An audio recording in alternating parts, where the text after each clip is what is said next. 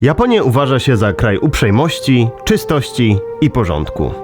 Co jakiś czas świat oblegają informacje chwytające za serce, takie jak kiedy japońscy piłkarze posprzątali swoją szatnię po meczu na Mistrzostwach Świata i zostawili karteczkę z podziękowaniami.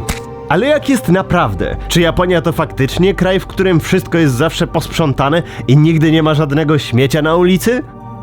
Czy może to tylko przykrywka i tak naprawdę panuje tutaj dobrze skrywany przed światem bałagan?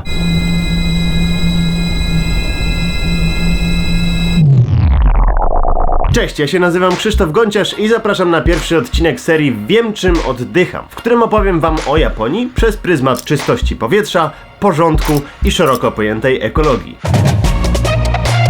Mieszkam w Tokio już prawie 5 lat i często mi się zdarza, że ludzie zakładają, że skoro Tokio jest takim gigantycznym miastem, to musi mieć bardzo zanieczyszczone powietrze i mieszkanie tutaj musi się negatywnie odbijać na zdrowiu. Tymczasem okazuje się, że jest tutaj dużo zdrowiej niż w moim rodzinnym Krakowie. Przyjrzymy się temu tematowi od różnych stron, a was zapraszam od razu na stronę wiemczymoddycham.pl, gdzie znajdziecie sporo ciekawych materiałów na temat zanieczyszczenia powietrza i tego, jak wpływają one na nasze zdrowie. Czy wiedzieliście, że na liście 50 europejskich miast o najbardziej zanieczyszczonym powietrzu aż 36 to są miasta w Polsce?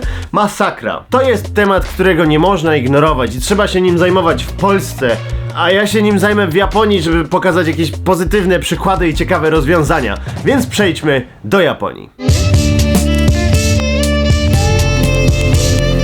Jednym z głównych źródeł zanieczyszczeń powietrza są śmieci, a szczególnie destrukcyjna dla naszego zdrowia jest sytuacja, kiedy ktoś pali śmieciami w domu. Od razu wam powiem, że takiego akurat problemu w Japonii nie ma, bo Japończycy są na to zdecydowanie zbyt odpowiedzialni społecznie. Ale jednocześnie Japończycy produkują blisko 2 razy więcej śmieci niż Polacy. W Polsce produkujemy średnio 880 gramów śmieci dziennie, a Japończycy 1,71 kg. Pokażę wam zabawny przykład, dlaczego tak jest.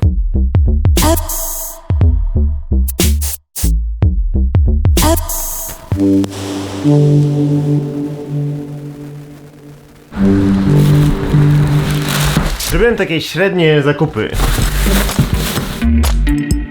Do zapakowania moich rzeczy użyto 6 worków foliowych plus indywidualne worki na przykład pomarańczkę, indywidualny worek na jajeczka, osobno zapakowane produkty zimne oraz ciepłe. A co się kryje w środku w pudełku z czekoladkami?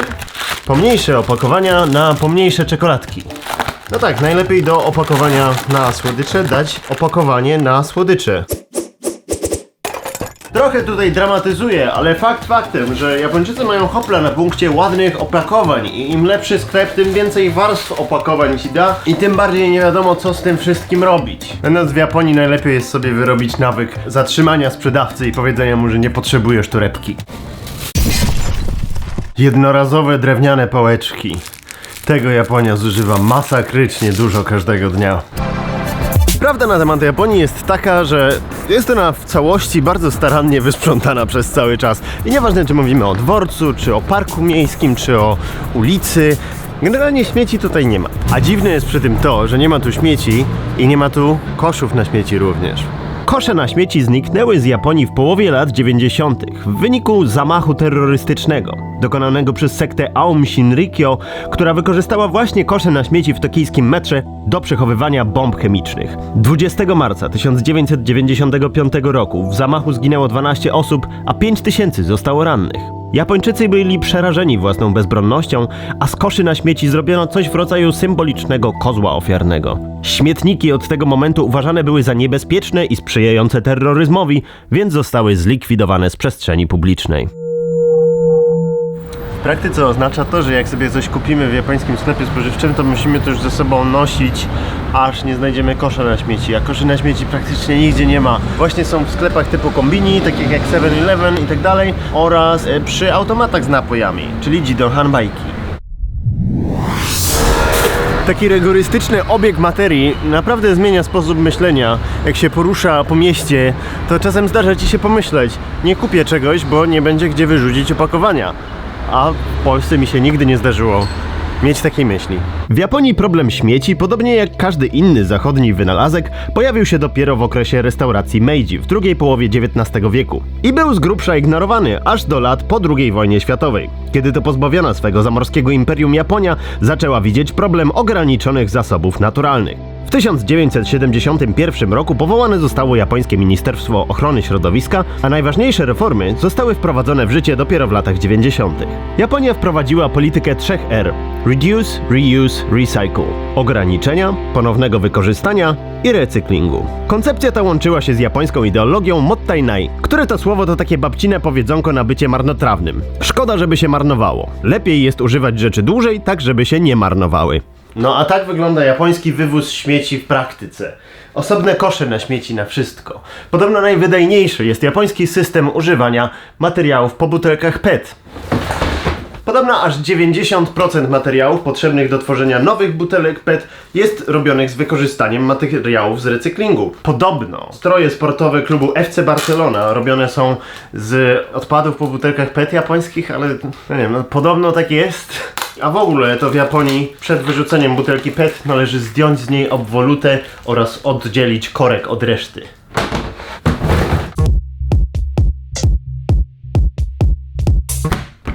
Ważne jest w japońskim recyklingu to, że jest on obecny wszędzie i nikt nie próbuje go obchodzić albo pójść sobie na skróty. To stwierdzenie przy okazji dużo mówi ogólnie o japońskim podejściu do obowiązków społecznych. Po prostu jeśli robi się tak, to nie robi się inaczej. Nikt nie kombinuje. W każdym budynku mieszkalnym w Japonii znajdziemy taką oto instrukcję, w które dni wywożone są które śmieci. I zazwyczaj wynosi się worek ze śmieciami albo wieczorem, albo rano, to już zależy od jednostki administracyjnej. Zabawna jest sytuacja z dużymi śmieciami, to znaczy na przykład duży sprzęt elektroniczny albo meble. Żeby wywieźć coś takiego, to trzeba zadzwonić i poprosić o wywóz i jeszcze dodatkowo zapłacić ekwiwalent kilku dolarów. Ta sytuacja powoduje, że w Japonii jest stosunkowo duży obieg rzeczy używanych, szczególnie wśród obcokrajowców. Jeśli wejdziemy sobie na przykład na serwis Craigslist, to okaże się, że możemy urządzić sobie pół domu praktycznie za darmo, bo ludzie wolą oddać rzeczy niż uiszczać opłatę za ich utylizację. I to jest chyba ogromny win-win-win dla środowiska, ludzi i innych ludzi. Najważniejszy w tym wszystkim jest jednak ten aspekt kulturowy, w którym Japończycy po prostu dbają o tę swoją wspólną przestrzeń. Każdemu tutaj zależy, żeby nie sprawić dyskomfortu drugiej osobie. To jest taka odgórna zasada w ogóle Japonii, która znajduje przełożenie na bardzo wiele dziedzin życia. Każdy tutaj chce idealnie wypełnić swoją rolę w społeczeństwie, a jakikolwiek odchył od normy spotyka się z surową oceną i ostracyzmem. I to jest przez to takie stresujące i wymagające środowisko społecznie, ale bardzo przy tym wydajne. Przy takiej gęstości zaludnienia ten poziom czystości byłby nieosiągalny dla jakiegokolwiek innego społeczeństwa, które nie miałoby takich surowych reguł. Spójrzcie, udało nam się znaleźć śmieci. Wiecie, nie można też przesadzać i nie można uwierzyć w mit, że w całej Japonii nie ma ani jednego śmiecia. Na przykład to jest taka uliczka boczna w Shibui od Basketball Street, która jest znana z tego, że jest zawsze zasyfiona. Ale z drugiej strony te śmieci nawet tutaj są zawsze regularnie sprzątane.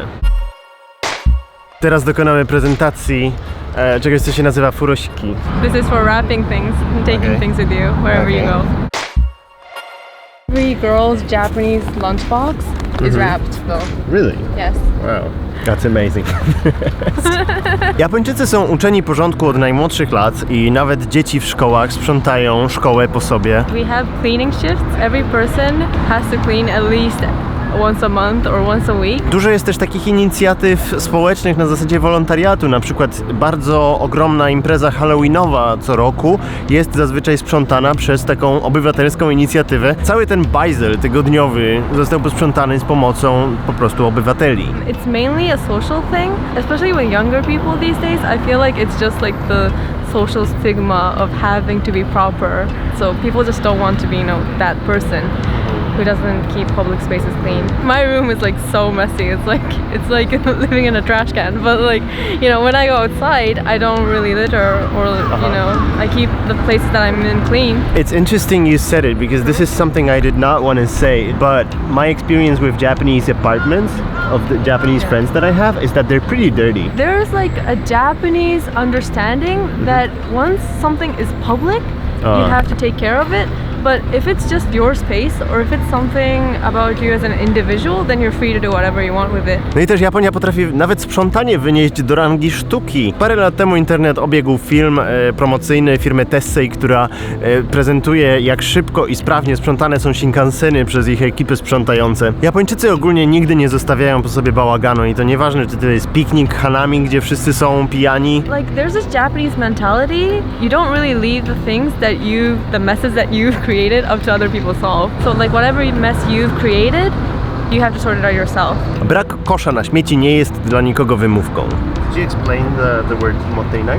Mottainai? Mottainai means like, oh, that's such a waste of something. It's a very negative word in Japanese culture because it means that you're wasting something, and Japanese people, we have a culture that's very, very resourceful. To me, this is the most Yeah. confusing thing. It's a very resource-efficient society, but then you have all these layers of wrappings, and like cookies wrapped individually in a box and then wrapped in a double Yeah. bag. Although people tend to be resourceful and be mindful, if it's convenient for them, or if it's like something they don't really think about, they don't really realize that they're wasting something. Everyone wrapping everything thing, I think it just comes from like a weird balance of like wasting something and convenience.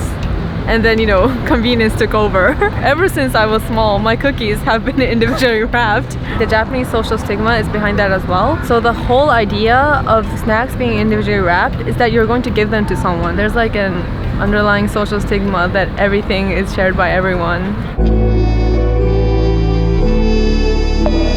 Oczywiście można się zastanawiać, na ile cały ten porządek wynika z wewnętrznej potrzeby Japończyków, a na ile chodzi o groźbę bycia wytykanym palcami. Odpowiedź jest między jednym a drugim, bo to, co w naszej kulturze odczytujemy jako uprzejmość, dla Japończyków jest specyficznym połączeniem własnej chęci, poczucia obowiązku i czegoś narzuconego przez otoczenie. Dlatego też, jeśli wieczorem w dzielnicy rozrywkowej Shibuya zostawimy kulturalnie położoną na krawężniku butelkę, prawdopodobnie ktoś prędzej czy później dorzuci drugą, i trzecią, i czwartą. I kolejne będą się pojawiać, bo kolejne osoby uznają, że tutaj można, bo ktoś już położył. I tak właśnie działa mentalność grupowa. A i jeszcze jedno, jeśli masz rower z koszykiem i zaparkujesz go w dzielnicy nocnej, to będziesz miał w tym koszyku niespodzianki z rana. Naprawdę nie rozumiem, dlaczego tak jest. Każda osoba, która żyje mitem czystej Japonii, powinna zobaczyć Shibuję w środku nocy piątkowej. Szczury, ludzie oddający mocz pod ścianami i śmieci. Ale nadzwyczajnie szybko zostaje to wszystko uprzątnięte. Może przez szczury. No dzisiaj jest dzień recyklingu i jak widzicie, wszystkie śmietki bardzo ładnie opakowane, bardzo starannie. Te woreczki są porobione, kartony są spłaszczone i rozłożone. Nie ma żadnej fuszerki, jeśli chodzi o recykling w Japonii.